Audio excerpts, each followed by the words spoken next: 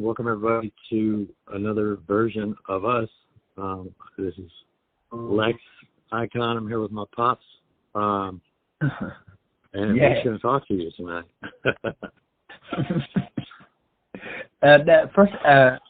Tonight is my grandmother's birthday. She is 97 years old. Oh, that is amazing. Shout out to her, Adela Marie Wright. Anyway, yeah, I don't know if she's going to do this or not. Well, you said Adela Marie Wright? She's pretty hip. She's a hipster. She's a hipster at that age. Yeah. So what did you do today? Tell me what did you do today? So what's going on in the world of me? Today's been long, but not in a bad way, not in a good way. Just it's been a day. But I got an opportunity today to do something that was right, and it was to take my own advice.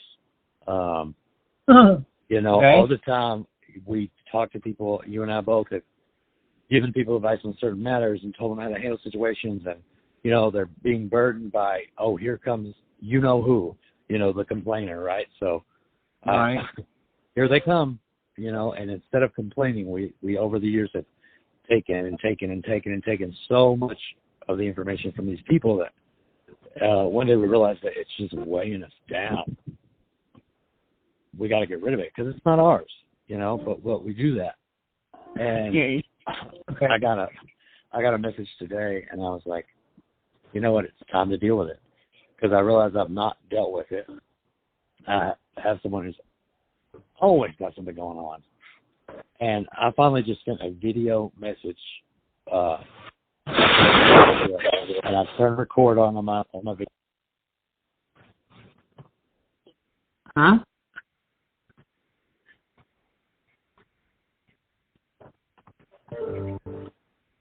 Where are you?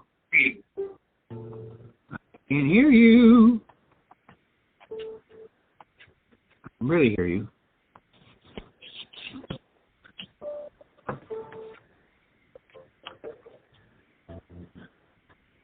Can you hear me?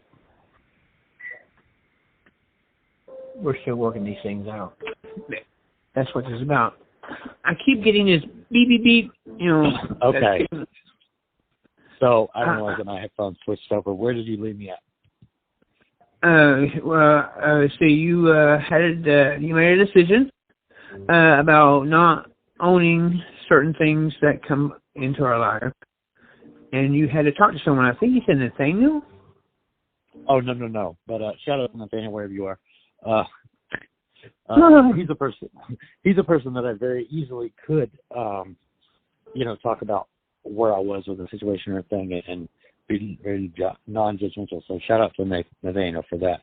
But yeah, so I decided, and I'm giving this idea to anybody out there. I video myself giving my response or my feeling as if no one was listening. Right? Yeah. Right. Exactly what's on my mind. How I would say it in response to thinking that they're not going to hear me. Obviously, it's, you know, I try to be kind, but really, no, I don't.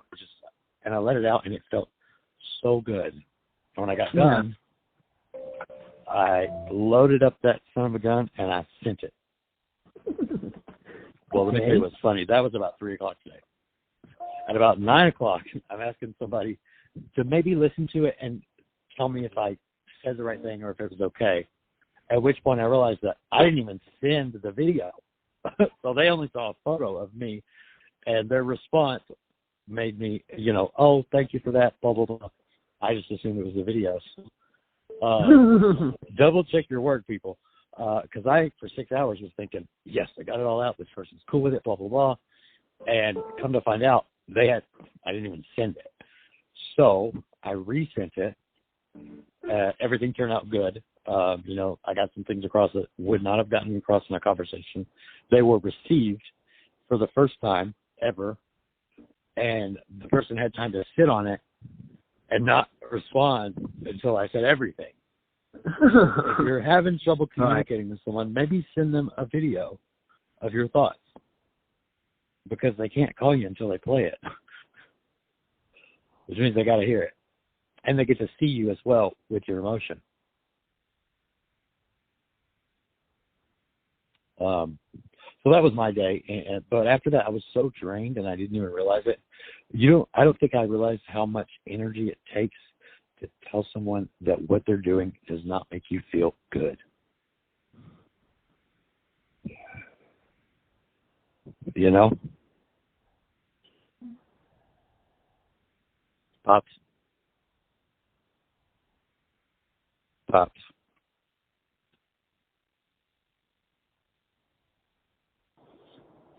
Pops. Did I lose you?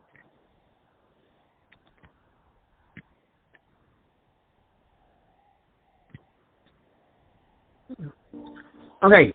How many? Okay. Yeah. Okay. Okay. Yeah. So you carry it wears you down. You carry it around. Okay. Whatever they said or did, it doesn't. You don't approve. It doesn't fit well. So it becomes exhausting. And then when you get to that point, you tell that person how you felt at that moment, and you want them to feel that same feeling. So you try to the verbal gymnastics go through your head and try to convey what you felt, because you want them to feel that. That's so cool. That's not fucking cool, And it's like, I'm hurt, and then so you go on a whole day, maybe 2 days, you carry this around, and then you meet this person, and you finally walk up to the person, and now you're dead eye to eye, and you open your mouth, and you're going to start saying something, and the only thing sometimes that come out is like, hey, how you doing? Yeah. Or sometimes when you're old enough now, you're old enough now. Like, I have a purpose, and it's not for you to dictate or describe my life however you feel like. And this is how I feel about what you said or what you did to me. It's got to be. It has to be profound what he said or did to make you be more profound for yourself. Yeah. Well, okay, so like, we are all alone. We really, even if you look at the people that are around us, in spite of our company, we're born alone, and we die alone. That's so sad to think about. We're going to die alone, right? I don't know. Really? And then it might be the one moment I'm not completely concerned if I've done everything right for someone else, because it's only mine. My death is mine, and nobody gets to go with me. I don't have to let anybody down. I'm not disappointing. As long as it happens how it's supposed to happen, and it's not. That's a good, suicide. God bless those people dealing with that. Sorry to interrupt you. Keep going. No, it's okay. As long as we're here, we're fuck here. We really are. Some people say it's imagination, but while we're here, why would you want to be? Why would you want to make it worse than it already is? We have to labor, we have to work, we have to pay for our rent, our place to live, And why wouldn't you stay positive, no matter what? No matter what. And I know, and and this life, it's not easy, and it's not going to be any easier the older we get. But with tenure, we are stronger because we can sit back and we can, we've been there. We've seen that, and we've done that, and we've learned how to not get involved in things that doesn't pertain to us. I used to get involved in shit I had no fucking business. But I was in the middle of it. Had to. 29 years old, 30 years old.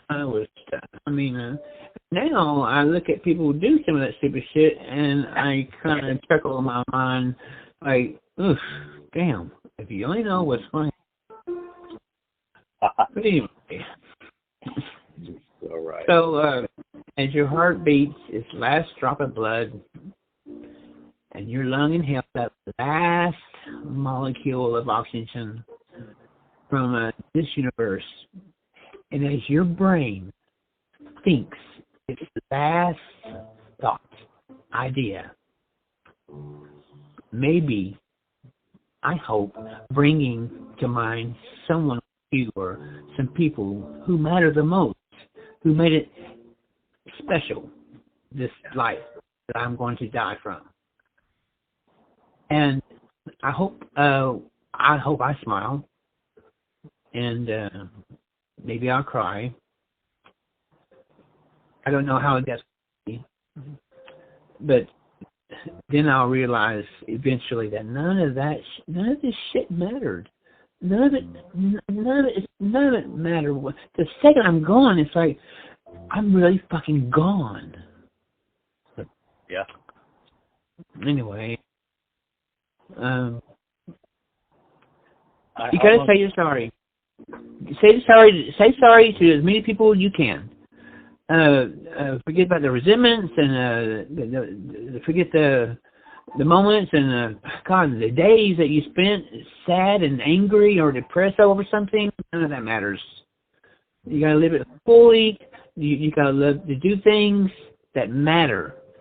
I think I told you that before. So anyway, and you said you would. You said you would.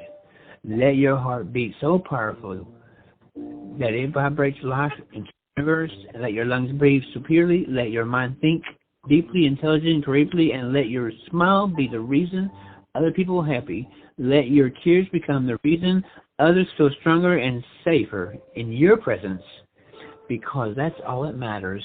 You matter, so live a life that matters. And you promised you would.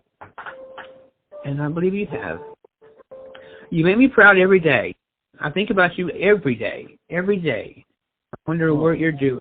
And it's like, I kind of like, you're still that Haley's Comet, you know, but you're not.